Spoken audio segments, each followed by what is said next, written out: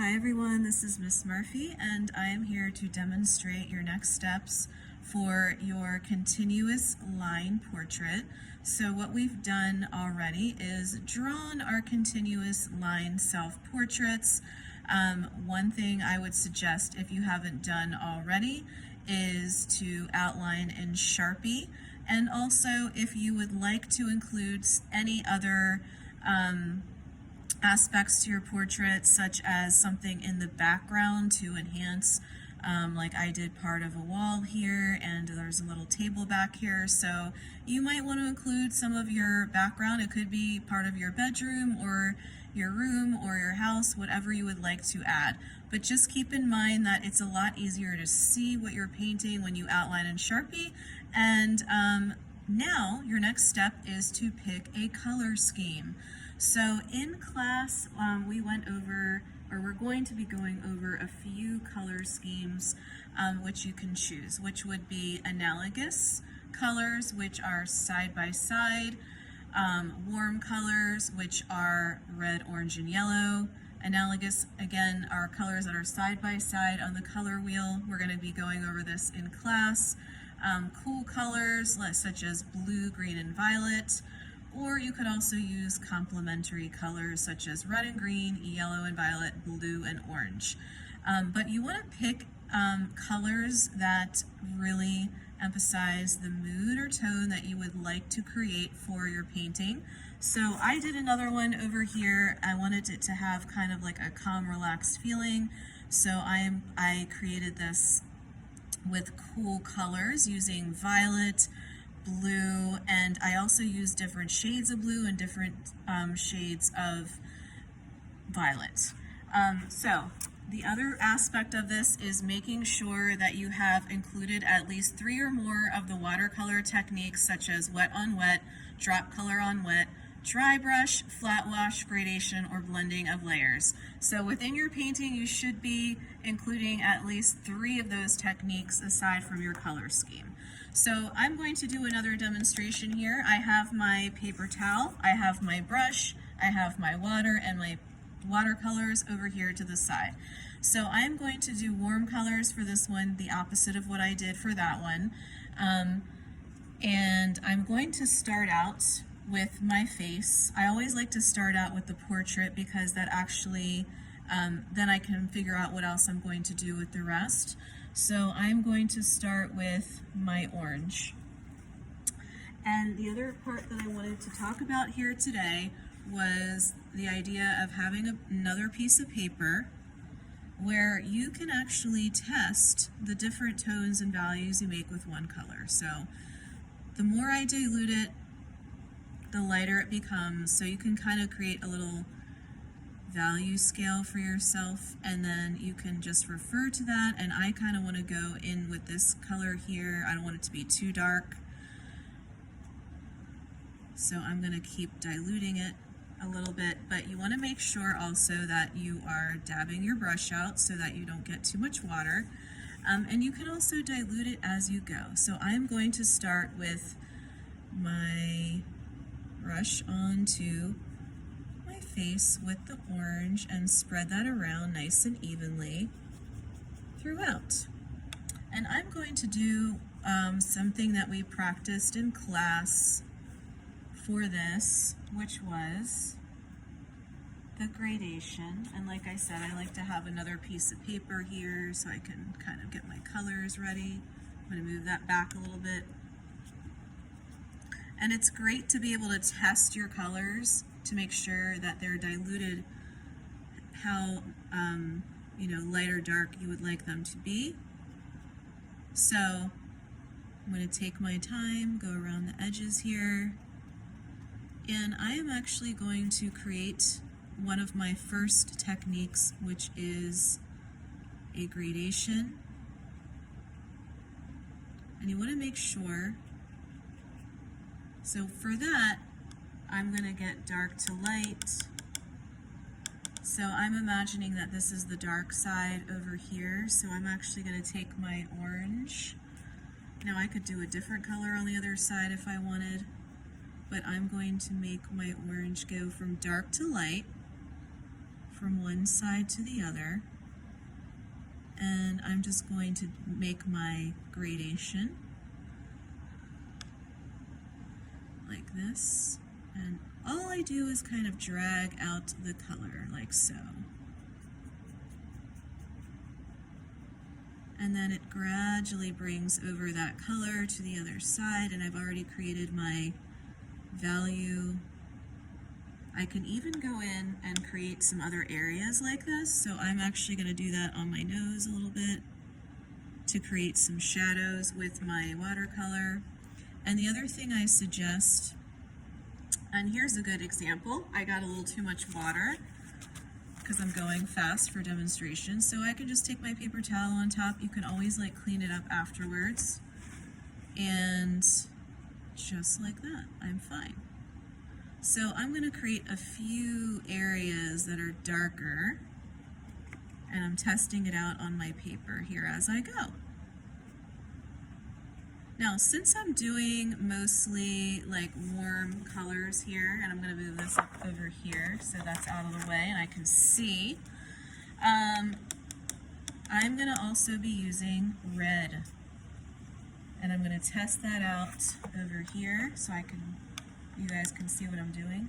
Oh, the one thing I forgot was the neck. So I'm going to do the same thing down here and paint the neck from dark to light. I'm doing a wet on wet wash for that.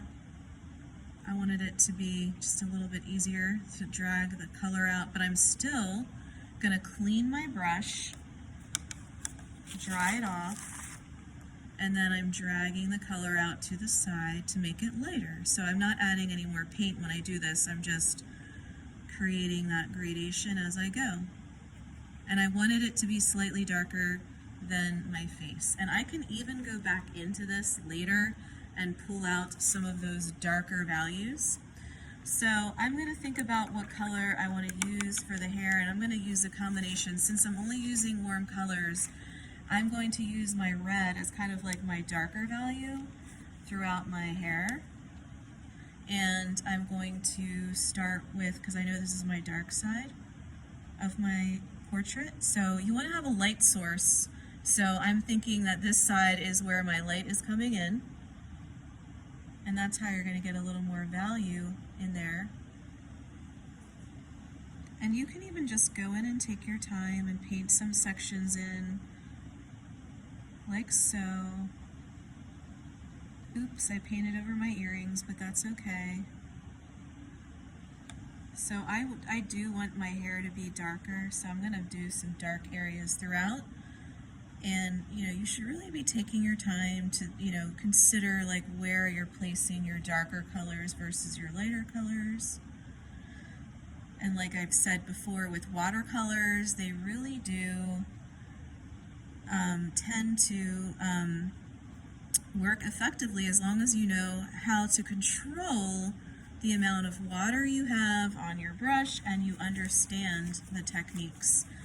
And I'm going to go back in here because I want this to be a little darker.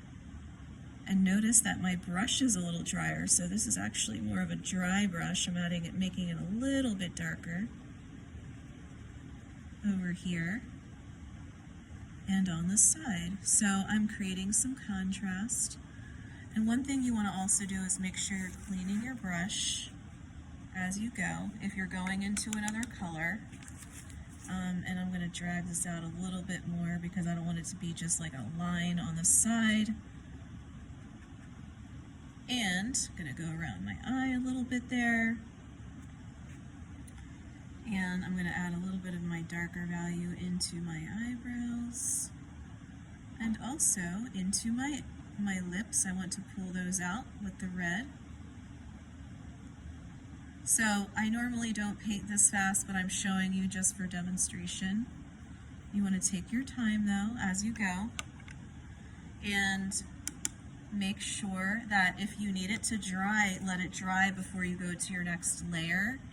Use a hair dryer or just let it air dry. Sometimes I take a little pause from my painting and then I'll go back to it, because actually the paint will dry and then I'll be able to really establish and build the layers as I go. You don't want to leave any areas like just empty, so you want to make sure that you paint the entire background. You also want to make sure that you don't miss out on, you know, your eyes. I'm going to add a little bit of like actual combination of colors. Oops, I've added a little too much there.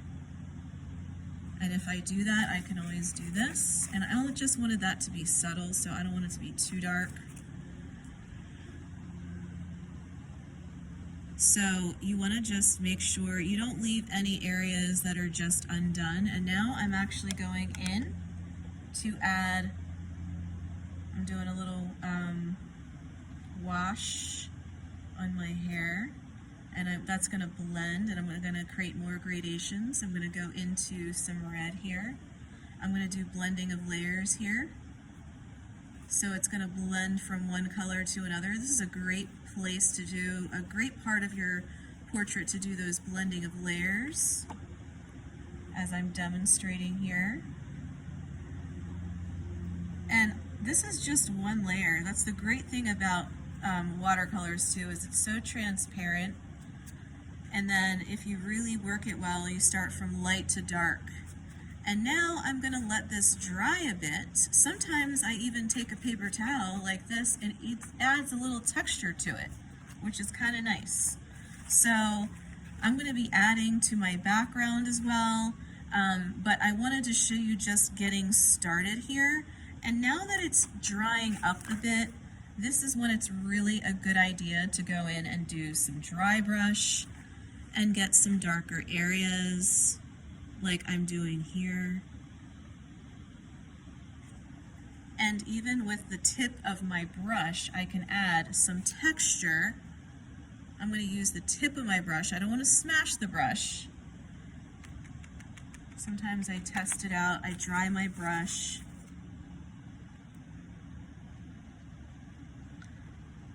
And then I can go in and do some texture with my dry brush. And this is really nice to do with the hair, especially to see some of those textural details that you can't really add, you know, with your pencil or your marker, so you just add it with the paint.